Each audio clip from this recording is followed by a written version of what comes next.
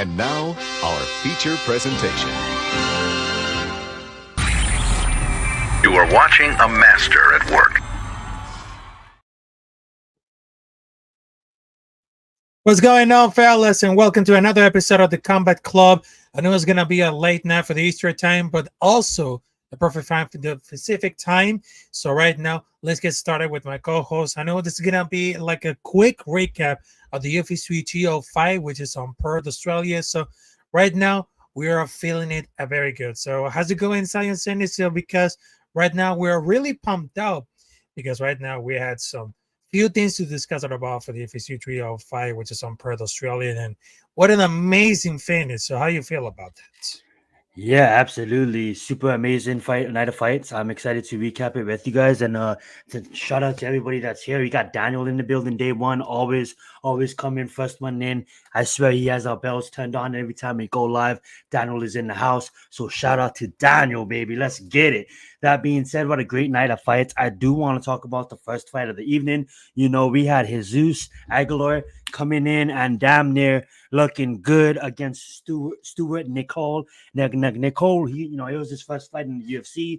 He's on an 8-fight win streak, and I was super excited because I had my bets on Jesus, and Jesus only came in and performed submission in the first round, 2 minutes and 29 cents. 2 minutes and 29 cents. 2 minutes and 29 seconds. Beautiful to watch. Beautiful to see. I think Stuart Nickel, it was his first fight in the UFC. You see that a lot of young prospects coming in undefeated, 11-0, 8-0, 12-0, and then losing their first fight and then going on an amazing win streak. So I wouldn't look too far into Stuart being a washed. I think he's still a contender. It's just that he understands now that the UFC is different, and he is a guy that takes you down and ground and pounds you. But the thing is, when you go against someone like Jesus is known for his guillotines. And what did he do? Stuart shot for a takedown. Jesus seen it come in and absolutely got that choke in. And after that, it was good night. It was game over. So before we move on to the other fights on the main court and stuff, I did want to ask my co-host, is there anything that kind of stuck out to you on the undercard? Well, I think not at all, because I know that there's like a Leon prospects at about for what you're talking about for Aguilar. I mean, that dude was tremendously amazing. I mean, the cardio was getting both like at 100% healthy, and that's what I real about it. Because I know it didn't mean it like really all, because he just got like a real power and ended up just like a fight in 17 seconds, because people are slipping on it. I mean, this last fight is going to be very controversial with a split decision, but he earned it like a real power, because I just wanted to say that like he's very proud because that's too much involved with the wrestling, because they just wanted to give the fans what they want, and they show off with the power strictly. So it makes me think of that, because he was looking after the lookout, because they really to show off their how to negotiate it, and also he wants to shine. But yes, I mean, this is gonna be like a lot of fighters fun with about for the debut, but I don't think it's what a lot of the wins are really slipping it on it, because since it had to really take it at all, I mean, there's like a lot of levels going up for the pounds for the Jesus Aguilar, because they eventually have to go for this. I mean, they got to slap it to the look over there in the country, but they really take it like various notes. But he's just like upset for the stop it, because I did like it. He didn't have like its legs heading down for the ground. I mean, just trying to claim for the lover something look very unconscious. But I know it came at the top to the boot, because it's all like snark, very confident. But I know that was really nasty. But now it's gonna be literally five to knock him for if you're dead. But I don't sleep on Jesus Aguilar, because he's like the real deal.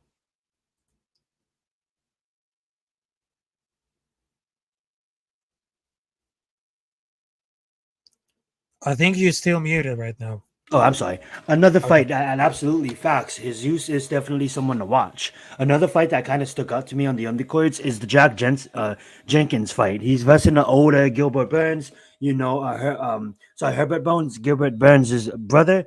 I think Herbert is coming into this fight at 36 years old, and he just tires himself out, man. He just really doesn't have the skill level to compete at this level of the sport. And Jack really showed him that he is the future. He is the next contender. What I mean by that is obviously he's not fighting for the championship anytime soon. But what I mean by that is you can tell looking at Herbert is like, bro, your time is your time is done. You know, there's so much young guys nowadays coming up on the rise, and even to just be in the top 20 in any weight class is extremely hard. Pause. Based on the talent, in every weight class. I mean, like you can literally go far as 25 deep in each weight class as far as the rankings.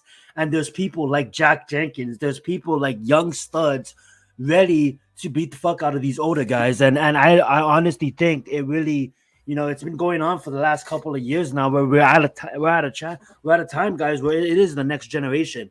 Older fighters are now retiring and newer fighters are now coming up, and we see that in the championship fights. You know, we have a lot of guys that's literally earning their spots to fight for a championship not that far into the UFC career. So Steve Erceg is another one. We talk about that upset a little bit later. But that being said, is there any other fight outside of the ones that we mentioned that really stuck out to you? And if you wanted to take it, well, what's your thoughts about Jack Jenkins knocking out Gilbert? Oh, for the Gilbert, I mean, that wasn't like very impressive. I mean, at all. I mean, after what you saw for Steve Erceg, I mean, the motherfucker, because I know this is something like really involved with this one. I mean, after what you saw for like against Kai Kara France, I mean, they had only one shot because flyweights were always in business. I mean, I cannot believe that it now used to care about for the division. I mean, I couldn't believe that. I mean, he's like, they like a more experience, but they just see like a great shot because they just made like a crew at the war right now because they always scratching it down for that team. Because I know the grappling style, the strength, the conditioning, because it feels good because all for this one, I mean, they just have a good fighter because right now the key strategy is strength, conditioning, and of course, there's nothing to problem about for juicing. Everything's gonna be on something. But I know there's gonna be like they did those like anything could happen like this because they're just coming up for the favor. I mean, after we just see because how ironic because that part they just president because he just barely get out of range for the strikes. I mean, not that very excited because it's still on the range for the true counters, but this is exactly what they're getting caught. He just standing for the combo like big left like him are really good about. But like part of this is the key of the pearl because he was really fast throughout the division without getting battle test for another top 10. And when a good fight with Pantoja, it doesn't translate it to dealing with the hard twitchy, like the really hiders. I mean, the down under, I mean, they have a good night, but so I had to go for a cheering over that point because if they nothing with respect to the Saints, but it reminds me like everybody because how crazy that was buried too close to give it like an earning that shot. Absolutely. And then you get into the main card on the main fight on the prelims is your Junior Taffa versus your Walker. And honestly, my money was on Walker in this fight. Like I said in the preview of this show, I don't think Taffa is UFC ready. I'm not ready. I don't think he's UFC capable. I think when it gets to the deeper and the much better fighters, Junior Taffa will get exposed. I felt the same way about Herbert Burns before the fight as well. I mean, like I might have been too hard on them or too negative on them, but it really showed. I mean, like Walker got him to the ground, and there was literally 10 seconds left in the match, and he rolled into a knee crank and a knee bore, and basically Taffa verbally submitted. I get it. He basically never said tap, tap, tap, or he basically never actually tapped. But at the end of the day, you verbally screamed. And as a referee, you are trained to look for those signs. When you rolled into a knee bore that literally could snap your leg, that was a good stoppage by the referee. Next time, Taffa, if you really wasn't hurting, you don't scream. He had that in, it was deep, and you screamed because you was in pain. Referee stopped that fight. As soon as you screamed, as soon as the referee stopped it, Walker let it go. If you guys would won that fight, Walker will beat you again. I don't like this. You getting into his face, you slapping him after the fight. It's like, bro, you just verbally screamed in pain. Referee stopped the fight, and it was a first round finish by submission by Walker. Congratulations to him.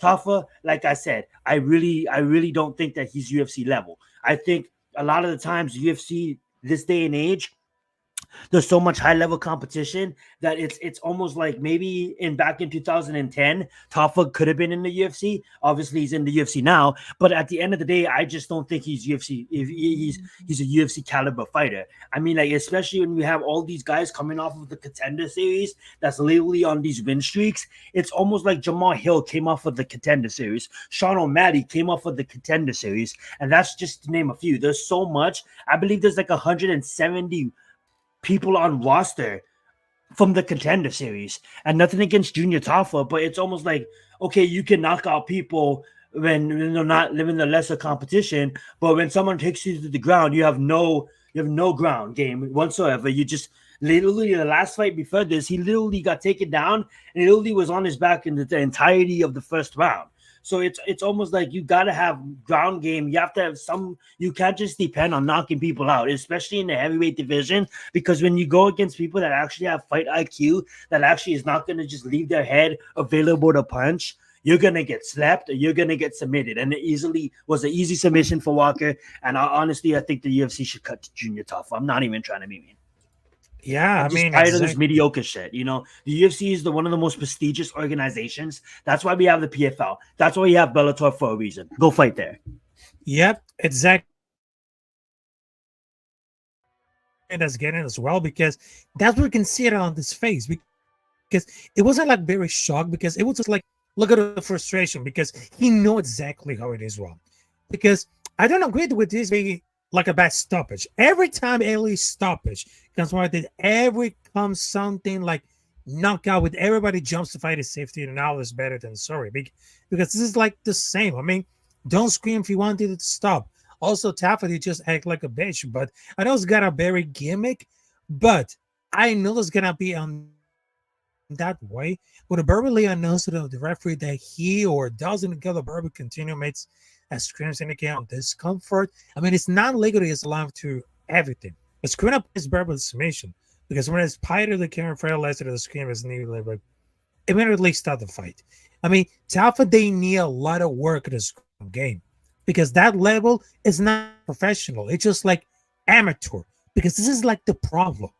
Wrestling grappling, you just like gives you an advantage if you are mature and you get exposed, but also if you have like a decent chin, you can get away with amateur striking. I mean, Walker looked terrible on his feet, like he never even spare round standing. I hope this is gonna be like getting Walker sucks on his feet, and Tafa couldn't take advantage of that. It's like when you have a guy like Walker that literally can't throw a punch, why don't you get in the fuck up and smashing his face in? That's what I'm saying. You're now 3-1 in the UFC, and I'm not trying to say this. Sorry, you're now 1-3 in the UFC. That's your UFC record, and I'm not even trying to say this to be mean. It's almost like you go 4-0 fighting absolutely bums, except for your fourth fight. He's pretty good, but not the best. He's pretty average, should I say? And at the end of the day, it's almost like you go your career fighting like, you know, you knock literally 4 bums out. I'm gonna just say it. You knock out 4 bums out, and you're literally 4-0. You're such an amateur in the game, and you get signed to an organization that you're now 1-3 yet. I mean, like, I just don't understand what these matchmakers who are signing these people. It's almost like I miss there's people in other organizations that is literally on like 12 fucking fight streaks, 16, no, exaggerate, 13, 14, 15 winning streaks. And at the end of the day, it's almost like Tafa's a heavyweight. So it's almost like, did he come from the Ultimate Fighter? Am I mistaken for him? Wasn't he on the Ultimate Fighter? Am I wrong? Was that the other guy? Well, let's look at the other guy. But was he? No, he wasn't on the Ultimate Fighter, right? Because Usman was it Usman that fought him in the finals, or did Usman beat someone else in the finals? No, I think Usman beat someone else in the finals. So even at that, I mean, like, Usman lost to. No. So yeah, Tafa literally lost to Usman. He didn't fight Usman. He didn't win against Usman. He lost to Usman, and Usman is not the best. Muhammad Usman literally is another one that shouldn't be in the UFC. So he's only in the UFC because of his last name. And I'm just tired of this mediocre garbage. You're 1-3 in the UFC. I wouldn't give you another contract if I was in charge. I mean, like you go out there, you go on a nice streak in Bellator, you go on a nice streak, you go win $1 million with the PFL, you come back and there's a contract waiting for you. But I'm done. I'm sick and tired of this mediocre bullshit that we have signed to the UFC roster. I mean, like literally. Yeah, I mean, exactly. I mean, that was just like absolutely getting out of control. I mean, even hitting in tap, Walker did nothing wrong. Even the most favorable view that had tap in a horrible position. Literally, I mean, and then continue about like getting pissed off with all these fans that it's nothing how to go for it. I mean, they just want to like stay cool because you cannot scream with someone that's attempted to estimation. I mean, well, that's what the ref is supposed to think. I mean, it's not even fault. It's gonna be this fault, but I know the Talford is gonna be like really bad at it because they don't know because we're screaming out there. Because if I was the referee right now and someone is at a leg club and came screaming out without a pain, bet you had some stopping the fight because they could have like a truncea, a broken leg. Who knows? The ref is there to protect the fighter, but obviously because he finally stretched the hamstring, because the ref is here to protect the fighters. Talford screaming. The rest stop the fight. Yeah. I mean, should the referee stop the fight at this point? Maybe not, because should Talford has made of the submission? Absolutely not. But that was just like a shitty move, just like walking into the fight, because I don't think it deserves shit of this. Because if you're not literally screaming with a player submission, if Border's arms were really tied up, he was screaming like the people are not to stop this. I mean, they won't get it like it's literally on the rules because it's like a virtual burrow tap, but I don't think it knew about it at this one because I know where people are disputing this because not calling the fight with the fighter is in the pain is a leg lock because they also could get damage. And that's the thing for the people that's disputing is garbage because literally the guy was lying on his ground and he couldn't get back up. Walker doesn't have a Wikipedia page. Okay, this Tafa is now 0-2 against guys with no Wikipedia pages, basically. Like, you can't even click on their name to pull up their resume on Wikipedia. Yes, we use Tapology. Yes, we use ESPN. Yes, we use UFC.com. But if you don't even have a Wikipedia page, it's like, who are they gonna put Tafa against too? He can't even beat a guy with no stand-up. He can't even get off his back and beat a guy with no stand-up. It's like, literally, who do you feed him next? Because Walker is literally down here. So it's like, literally, Walker just entered the UFC. So it's literally, so it's almost like who are you gonna put this guy against next? It's like literally, I just don't understand it. I really don't. It's like I'm tired of these people, and I'm tired of. I'm not even trying to be a mean right now. I'm just sick of this mediocre talent. It's just like, what is going on? You know what I'm saying? Speaking of not mediocre talent, I'm gonna let you take this one. We had two bangers of fighters. You know what I'm saying? Li Jing, obviously a stud. We always have to respect Li Jing for what he has done in the sport. Obviously, he never really got his big main event or his big main card. He's always somewhat kind of tucked in the prelims or open in the main card. Never really get his opportunity to wear any fancy suit to a press conference. This guy just wants to promote himself, and then every opportunity he gets these young prospects that literally are looking like future champions. He has Shamaya literally carry him across the ring and embarrass him in Abu Dhabi and just saying into the right, I'm gonna kill everybody you send at me. Then he has Carlos come in there and look absolutely dominant. So I'm gonna let Rafael take this one. What's your thoughts on the Li Jing versus Carlos?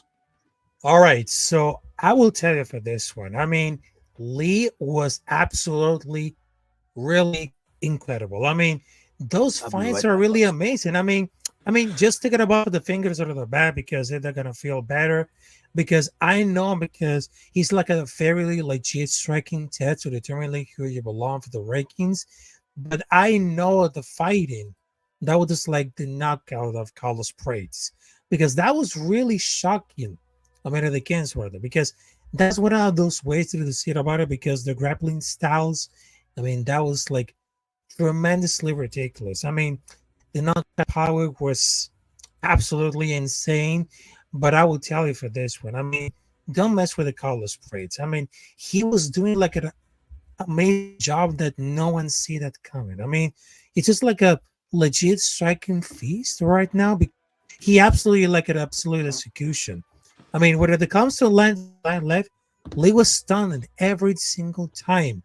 Just really key because he can be very knocked down, but there are definitely how about it goes for like kudos with him. I mean, they built a lot of different. I mean, wasn't expected about for like so because I remember that I just guessed because it's gonna be like at a potential top 15 because he was very good enough in that feat because he's unbelievable because it's not gonna get out of the hype train, but he's like a fucking menace because he really executed the leech, but also he got like the goggle because he looked at point because Lee just need like a hanging out because they can't, because it's not like a problem, but how it needs to get to the fighting right now because how is good because is that the corner that just leave the fighter to get inside for the cage, but also they're not gonna blame the referee to get in assault for the pro.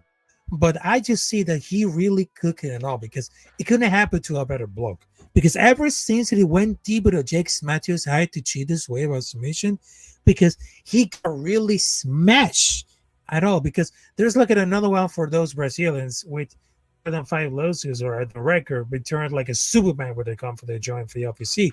But immediately, like because that was very impressive because he apparently blind Matthews with intentional guys.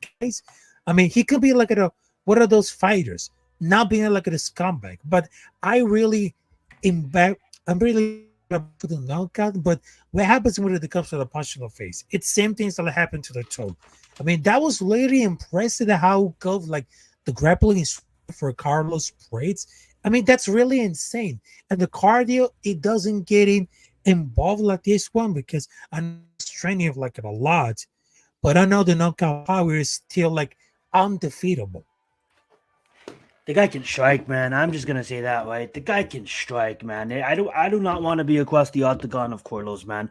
This guy literally shows that he is literally the future of the sport. I mean, like obviously he has some ways to go, but what he's showing us is just absolutely high level striking. He has his takedowns, he has his ground game, he has his wrestling, he has his BJJ. Beautiful to watch, beautiful to see. As far as Lee, I mean, like you're a legend, man. Keep on doing your thing, and I'm starting to respect Lee, kind of like Donald Cerrone. You know, he's exciting. He's gonna be around for a long time. Sometimes you get clipped, and sometimes you just got to get a favorable matchup your next time out, and the UFC will probably give him someone a little bit more to his skill level.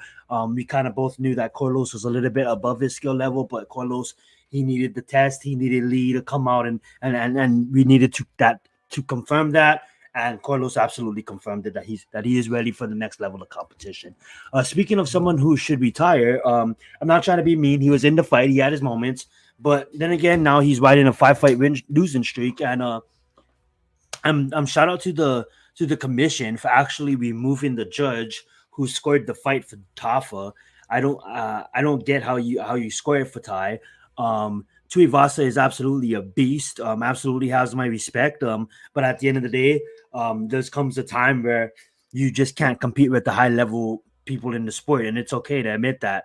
A lot of people came. You know, you was in the UFC. Consider it like a fraternity. You was in the UFC. At least you had moments in the UFC. A lot of people retire with not even getting moments, not even getting one fight in the UFC. You know, you look at the heavyweight division. There's a lot of people out there that once had an amazing knockout power. Shane Corbin, Brandon Straub was once the real deal until he wasn't. You know what I'm saying? Until you go and you actually fight high level competition, and then you realize, like, man, I can hang with these guys, but I just can't get the win no more. And I'm not even trying to be mean there, but the UFC is paying this guy literally about $200,000 a fight. You know what I'm saying? 112 to even to show up. And when you have contenders coming that you could just pay 12,000 and literally go out there and perform, it's for a business standpoint. I mean, it's really hard to see what they do with Ty. Ty is a fan favorite, so he's probably going to have one final out to kind of show and try to earn another contract. And I really don't know how his contract is, but you know, I just want him to get on the right track. And I think, you know, when you go out there and you can't beat someone like Rosen that is really a up and down fighter, it really just shows me where you're at this level. I honestly think they should feed Taffa to Ty. Let Ty beat off Taffa. You know what I'm saying? Let Ty go. Let Ty go. And let's see who is Taffa at? Taffa.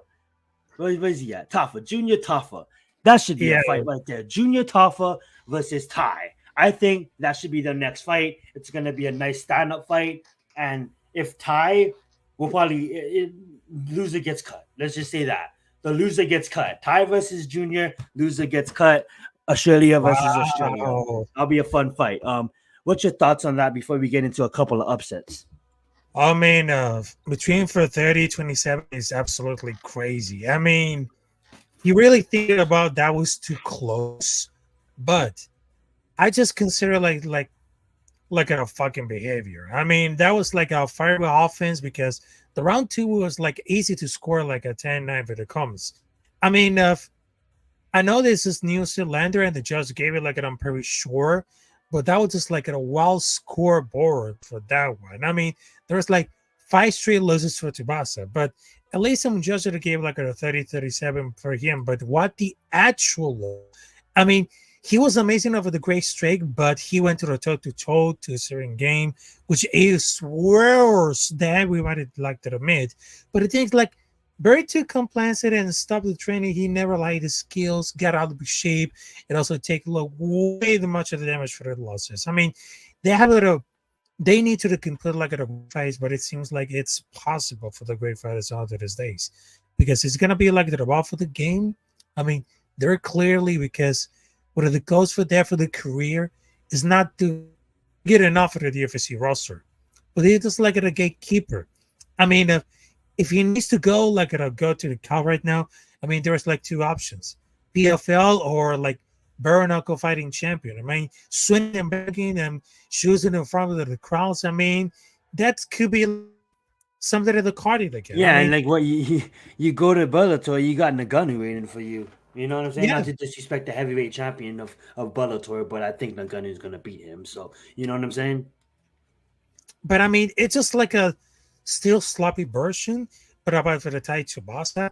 But I think that we never got to later the sport. But he has like the worst fighter to ever like at the top 3 of any like division. But they need like an investigation because they can have like 2 judges when the opposite ends or they cover the questions. But I mean that Tai Tsubasa seem like very great at all because they just need to revert for the rankings and fight the ranked fighters. I mean, the fact he has 5 losses in a row on a Thursday is still ranking is very insane, but it doesn't take like way too long. But I mean, you can't cut about like a ball with a kickboxer. They don't have like body and pressure, but they have no idea what they're smoking about it. But to sum it up for the bad judging, this is absolutely like at a levels because no one else could have convinced for the fight. It's like another big strange that you wandered around. But I know that at some point they're gonna trash talk about for like Tai Tsubasa. But I know the round skills, I mean, doesn't have like how worse if you're gonna have to do something. I mean, is it gonna happen over the being cut? Is it gonna happen to be like at the worst thing? Because I mean, they need to be studied about for the fall. I mean, if there's one dimension of the horrible physical condition, but no one can stand for the bound with him. But Derek Lewis has it a way better low and ceiling than Tai Tsubasa. I mean, Tai Tsubasa is really cooked at all, but I know the King wrestler there that's gonna be like very close, but Taylor was never liked. He breathes like an unranked cancer. He got like the best matchable with Derek City at number 3, but he's out of the shape. He was never going too far because I cannot understand how everyone get a serious contender. I mean, he's not like anything worse than that because he's gonna take it like the over because he doesn't have it a few more punches where he can knock out for a game. Now be like rarely studied because 2 of the losses are the guys who really fought for the interim undisputed title because he doesn't look better for the takedown day for the circle like for the side up for the clinch because it just made like a lot of mistakes with K Taibora to get for the K. Absolutely. And then let's move on to this upset. We got Gamrot. We got Gamrot coming in as a dog, as a favorite. I honestly thought that Gamrot was gonna absolutely maul Dan Hooker. I didn't get it. Everybody don't like Gamrot. He's a boring fighter. But Dan Hooker, man, he wasn't about that life. You know what I'm saying? Obviously Gamrot, had that 5 takedowns, 88 strikes, 94 significant strikes. Me personally, I thought Gamrot won the fight, but who am I? I'm not a judge. That being said, though, Dan Hooker, man, he's coming off. He's not a 3-fight win streak.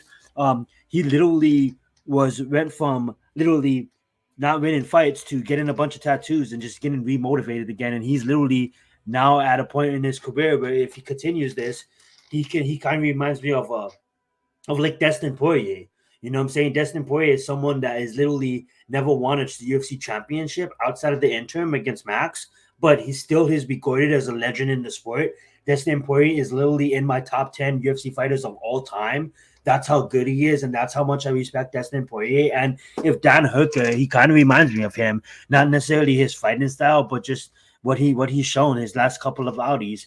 He definitely can retire as a legend in the sport if he continues doing what he's doing. And regardless of if he lost, if he won, I mean, like, he literally knocked out 2 opponents coming into this fight, one against a top level contender. Literally, it puts him immediately in contention for a title shot on a 3-fight win streak.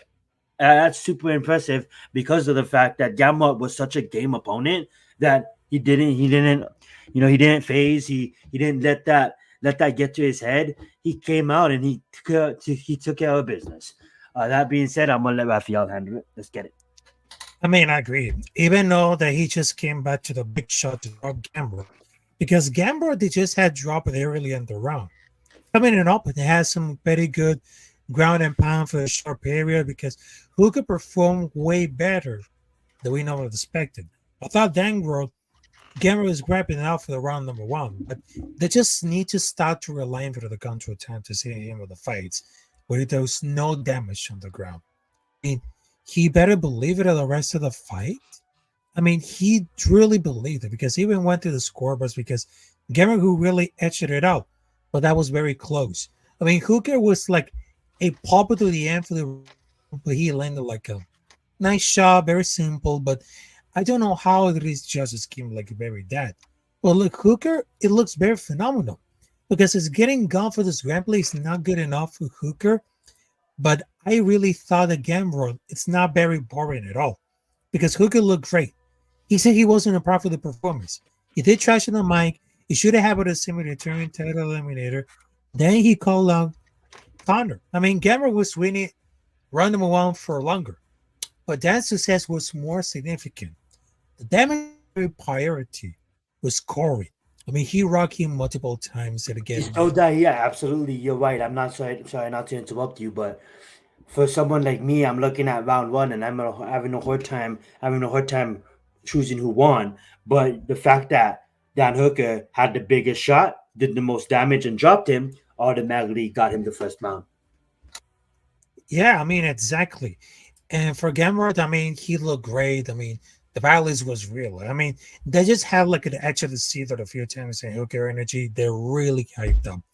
But I mean, the first round is very difficult because Hooker was landed the better shots. But Gamrot dominated for more time. But I think it could be like go for anywhere like that. But I really think that Gamrot is very good at controlling for the opponents on the ground. But it just is bad for the takedowns normally. I really thought it had some this urgency for the first like Hooker show of like TDD, like him with the second heels. I mean, that was just like a great fight, but that was like a great upset. I mean, he did like a very good and short period. I mean, sometimes when they ask him to the corner if he won for the first round, they say, I don't think so, because Dan stole the round at the end because that's one of those reasons they have favor, like whatever happens to the final minute. I mean, he just edged like the first one because he got rocked on the but he almost got Dan out of there for some nasty ground pound. Absolutely. And Dan Hooker just beat a game Gamrot looking like a high-level contender. Shout out to Dan Hooker. We have another upset, man. Kai Kara France, man. City Kickboxing just on a roll. Going against a young stud in Usyk, and I literally had Usyk. I counted Kai out. Kai's record lately kind of been wishy-washy. Hasn't been performing to the best of his abilities. And boy, does MMA just bite you. I mean, like, we're going to talk about the main event here in a second. But, man, that straight from Kai to drop him and then demolish him on the ground, absolutely beautiful to watch. Love seeing, even though it kind of messed up my DraftKings. Shout out to Kai for doing what Kai does. That being said, they'll go right over to you, Rafael. Oh, about for Kyra Friends against Steve Osage. I mean, that looks pretty amazing because I thought it's gonna be very impressive at all, but it's like very uncanny. I mean, I know it's gonna be like a next one for the V for a character of Friends. I mean, obviously he has a really good shot, but also it's gonna be like a better competitor for Pantoja. I mean, it's gonna eventually lost because that was like a crazy fight. I mean, it became like one of the favorites of the fight, but I know there's gonna be defending for the flyweight title, but it's gonna be more anticipated. But Kai Kara, they just got more insane striking power for flyweight. I mean, I remember the summer that kept being what would the flow with Kai because if these seems like very excited at all because they're just staring out Steve like at a body bag, but that was just like a beautiful spin, a beautiful finish by not letting out for the pressure to let Ursa recover after the first knockout. I mean, he just got by Ursa, but he wanted to take some times and bounce on his back, but he hits really hard, but it doesn't blink it at all because I know he's getting done because he thought it was him, but at the same time, because it just wanted to make it like he's gonna bring out for the bullets out of him, but it just Mm-hmm. really kind of weird and it's not good at all.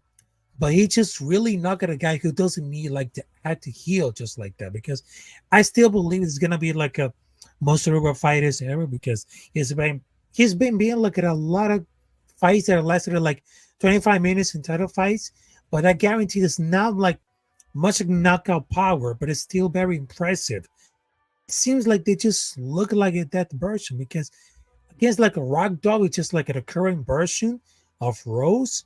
But every time we're gonna see like a joyful because they just have a small closer enough, but he really thought it's gonna be like a knockout. But I mean, it's not gonna be like an entertaining, but he show up with all of the culture, but they never walk out because he just encouraged about for the rat of the fighting gods.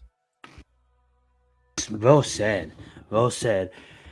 Alrighty, guys. Moves on to the main event, main fight of the evening.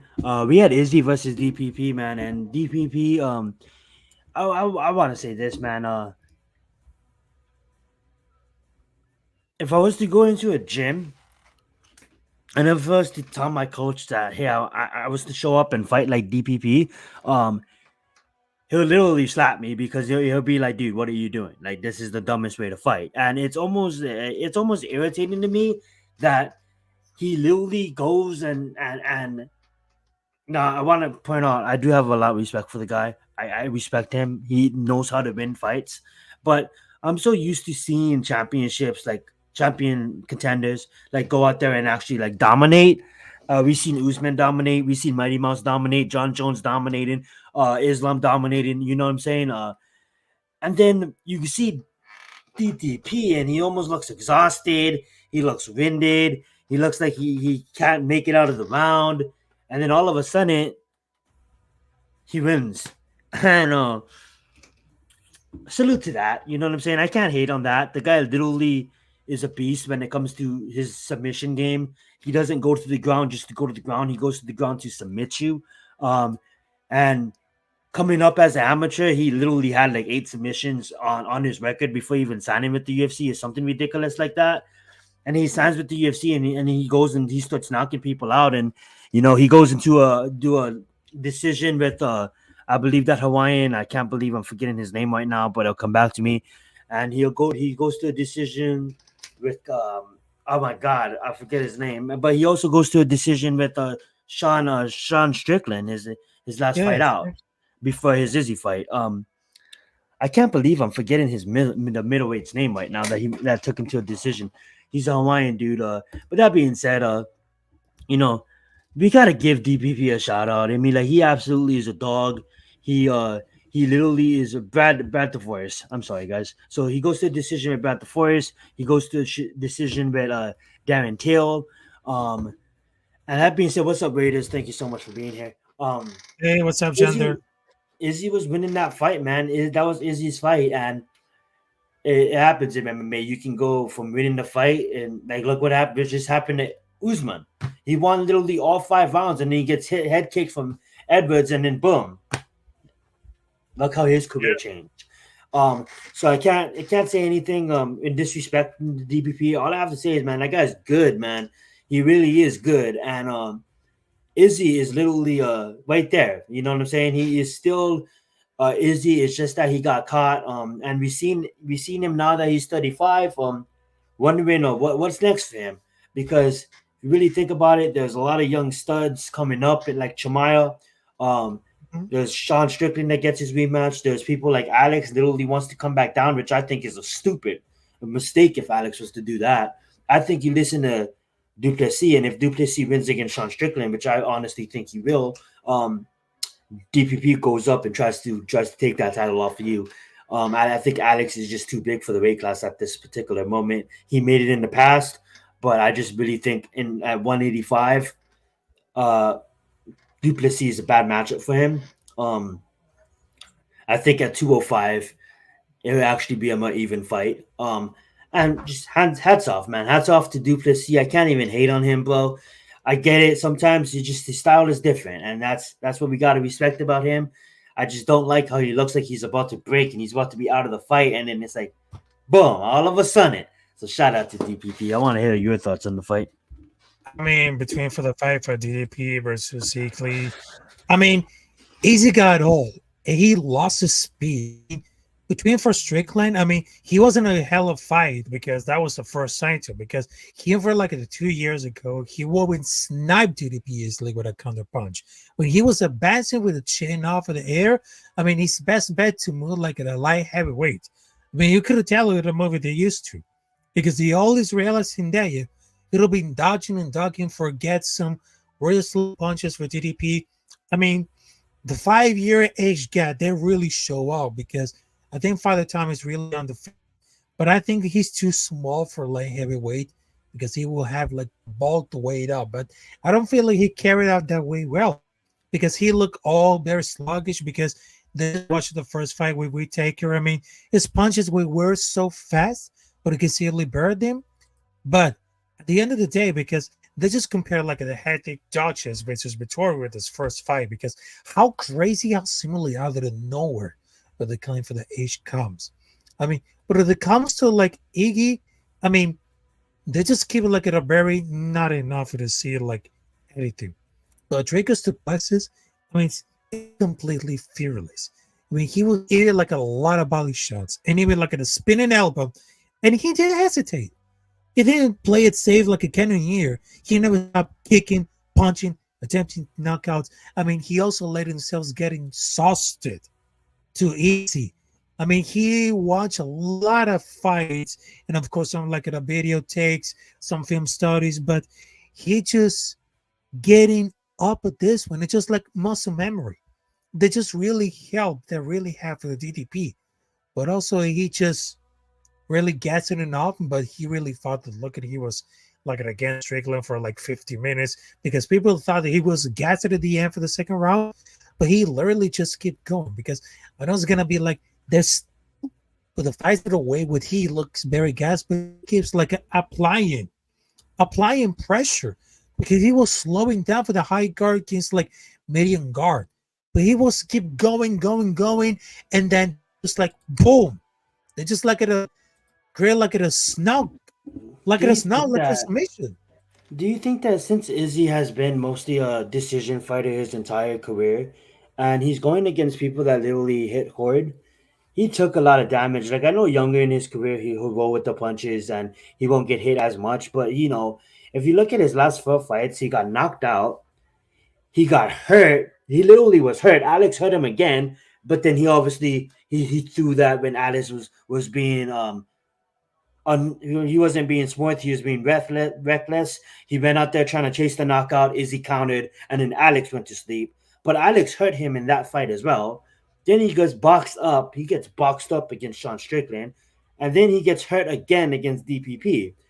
So now you're at 35 in age in your career. You're 35 years old. You have over 80 kickboxing fights. You have now over 25 MMA fights. That literally is, most of them is going to a decision. I think you're right. Father Time does catch up with you. 170 is full of grapplers that you won't last against, and 205 is literally full of people that I don't think you'll be able to do what Alex is doing. I'm not trying to be mean to Izzy, but there's a lot of, I mean, like you can move up to 205, but how is your striking gonna formulate to a lot of killers up in that division as well? So I think 185 is the best place to him, but for him, but you got people like, you know, Sean Strickland, you got people like DBP, you got people like Chamaya that I honestly think is all three bad matchups for him. I honestly thought he was gonna beat Duplessis, but now Duplessis showed why he's the champion. He never gives up on himself. This guy has court for days, and 185 at the top of the division, like he beats Robert Whitaker, but that sucks. That sucks if you're Izzy. I mean, he took off his gloves. I thought he was gonna fight Jake Paul. You know what I'm saying? Like I thought he was gonna Yeah. do some fun boxing fights. And honestly, I just think that I'm always gonna respect him, but there's a time where legends kinda look at Ferguson. Ferguson was literally in his prime. He probably could have beat Khabib. Who would never know? The fight got booked 4 times and got canceled. But in his prime, Tony Ferguson was it until he wasn't. You know what I'm saying? I know a lot of younger fans want Tom Aspinall to get rid of John Jones, but at the end of the day, Father Time, man, Father Time catches up to you. Father Time's caught up with DC. DC was a legend, goat of the sport. You know what I'm saying? He had to retire. So at the end of the day, who knows what we'll see from Izzy next? Is he retiring? I don't think so. Well, what's a good matchup for him? Literally, like if Robert Whitaker loses against Shamaya, what are you gonna do? Robert Whitaker versus Izzy 3? It doesn't make any sense. So literally, what's next for Izzy in the 185 division? And I think moving down is a bad opportunity. Moving up's a bad opportunity. I mean, like if Izzy's not gonna say that, Izzy's gonna take the chance to go for double championship status, but I don't know, man. Does he really at 35 years old, especially in that division and in most of the divisions around him? It's like, do you really want to climb that ladder again? Because you're probably 3 fights away from a championship fight, you know? Yeah, I mean, exactly. I mean, he addressed like another things like the deep water, which is a spectator experience he infected. I He's mean, 1-3 in his last 4 fights, you know? yeah. I mean, afterwards you saw for the fight, I mean, he just landed more sympathetic shot. I mean, in the first plus, it was grabbing like to the second. But I look at it around, it was too close to definitely score because I wouldn't agree because he just landed like at a good knee, but that caught DDP was at a nearly like a nice body kick, but also he has a solid kick and twin punches that land softly. I mean, he was outstruck like 3-4 to 1 to the round number 3 because they just give it like anyone. I mean, that was like a good finish because and that way to pissing off with a bunch of the people who really bad on Nagy, which is like was getting bit like this one because I know it should be like anything could happen, whatever to say, because it's not gonna be like any soundly. Because if you're gonna rewatch like the round number 3, it was that very close. They couldn't get like an either way. But most people like to see like the commentary, which is completely off. But Yeah. I just feel that they said just win it up and show up with the strike lane exchange. But I really because they have a little bit of fighter time, but I know at the end of the round because they just enjoy for the violence because they had no idea what's really personally because they came in like a line in the story, but he was completely landing really solid, clean shots, and it was like a little closer that they gave it like a Draco's place here about for that credit. I know you're absolutely right, and he was landing, but Izzy was rolling with it, so it didn't look like Izzy got hit. But at the end of the day, like it's almost like we know like Izzy didn't look his best. He looked good. He looked like he was winning the fight, but he didn't look his best. And you can just totally tell that what you said earlier, Father Time is catching up to him. He's getting hurt, and Izzy used to never get hurt, and now he's getting hurt, and that's one thing for concern. That's one thing for concern. We just seen Alex get knocked out twice. I mean, like, you know what I'm saying? Izzy is getting knocked out, not getting knocked out, but getting hurt. So, it's almost it sucks because eventually we all knew that the GSPs, the Anderson Silvas had to retire eventually. We all know that, the next level, the next up and comers is coming, you know what I'm saying? But it sucks when, you watch a fighter for so long and you want him to retire as one of the greatest, and he still has claim. But at the end of the day, when you have young studs like Duplessis coming and not losing in the UFC yet and coming in looking damn near impressive. I mean, like, boy, Izzy was just 19-0 until he wasn't. You know what I'm saying? And that's how the game goes. That's literally how the game goes. You can be 19-0 and then you can be 24-4. You know what I'm saying? So shout out to Izzy. Still gonna be a dog. Still absolutely is one of the top fighters. Obviously gonna go down in the Hall of Fame. One of the best middleweights to ever do it, but really, where is his career at this point? Yeah, I mean, exactly. And after we just recap for the UFC 305, because I can't wait till it's going to be a expected about for September, because I know the 306 is going to be very huge at all when it comes to Las Vegas. And I just wanted to tell you, thank you guys for joining us with this Combat Club, along with my co-host, Sion Center, because this is a motherfucking club. We're just born to fight everywhere, anytime, because right now we're just review about for those fights, not only for the boxing, but also for mixed martial arts, wrestling, because we are everywhere. So thank you very much. Don't forget to hit the like button and subscribe to Zion Zenith. Also, don't forget to subscribe to Capitán Rafucho. So don't be a ninja. Click the button, subscribe. It costs you free. And ring the bell for notifications if you miss the live stream about for the Combat Club. So that being said, it's an amazing to have it, because right now it's going to be late right now. So I just wanted to tell you, salute to everybody else. Have a great night. And of course, let's get it, folks. So, Let's get it. Yep.